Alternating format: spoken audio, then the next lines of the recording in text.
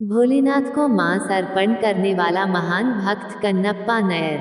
हिंदू धर्म में महादेव के एक से बढ़कर एक भक्तों का वर्णन मिलता है, किंतु उनमें से एक भक्त ऐसे भी थे जो किसी भी पूजा विधि को नहीं जानते थे।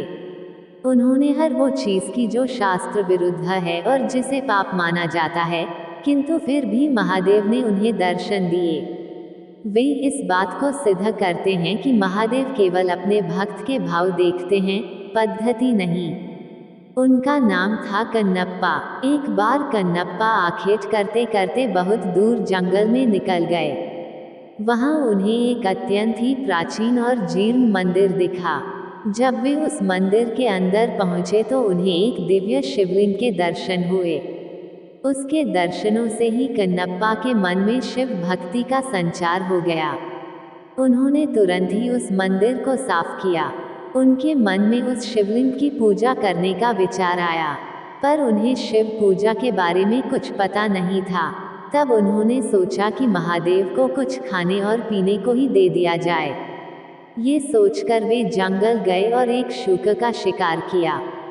उसे काटकर वे उसका मांस एक पत्तल में लेकर चले।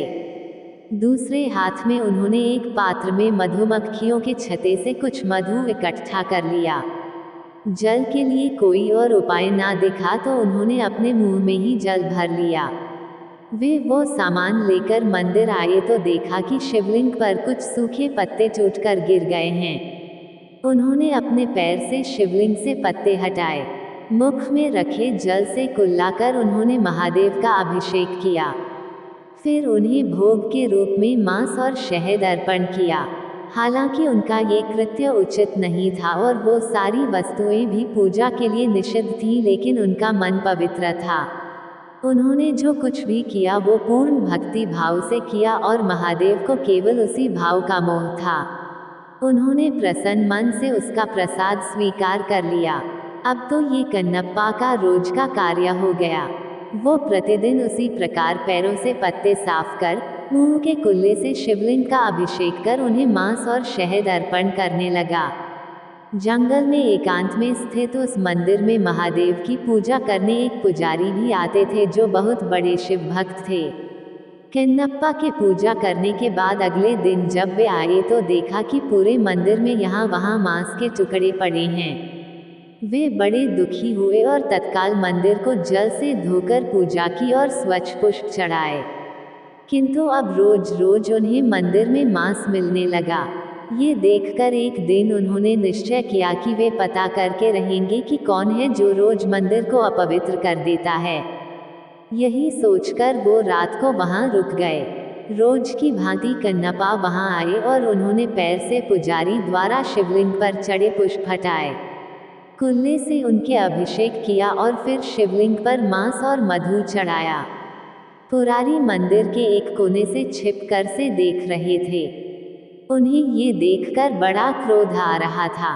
वे ये तो समझ गए कि कन्नप्पा ऐसा केवल भक्ति के कारण कर रहे थे, जानबूझकर नहीं, किंतु फिर भी उन्हें उसका कार्य बड़ा घृणित लगा।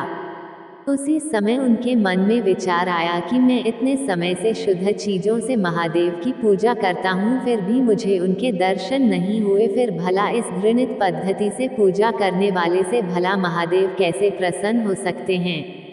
वे पुजारी भी महादेव के भक्त थे, इसलिए अपने भक्त का अभिमान भंग करने के लिए उन्होंने एक लीला रची। कन्नप्पा ने देखा कि अचानक शिवलिंग के एक आंख से रक्त बहने लगा है। अपने आराध्य की ऐसी दशा देखकर वो अत्यंत दुखी हुआ। उसने पास पड़ी जड़ी बूटियों को शिवलिंग के नेत्र पर लगाया, किंतु रक्त का बहना नहीं रुका। उसे समझ नहीं आया कि क्या करना है। उधर छिपकर सब देख रहे उन पुजारी को भी कुछ समझ नहीं आया। उन्हें लगा कि अवश्य ही कन्नप्पा के इस कृत्य से महादेव अप्रसन्न हो गए हैं और उनके नेत्रों से रक्त बह रहा है। उधर कन्नप्पा मारे दुख के रोने लगे। तभी उन्होंने सोचा कि यदि मैं अपनी एक आंख इस पर लगा दूं तो शायद रक्त का बहना रुक जाए। ये सोचकर उन्होंने अपने एक बाण से अपना एक आंख निकला और शिवलिंग के नेत्र पर रख दिया। इससे रक्त बहना बंद हो गया। कन्नप्पा की प्रसन्नता का ठिकाना ना रहा। तभी शिवलिंग के दूसरे नेत्र से रक्त निकलने लगा। अब तो कन्नप्पा को इसका उपचार मिल चुका था, इसीलिए उसने अपने दूसरे नेत्र भी निकालने का निश्चय किया।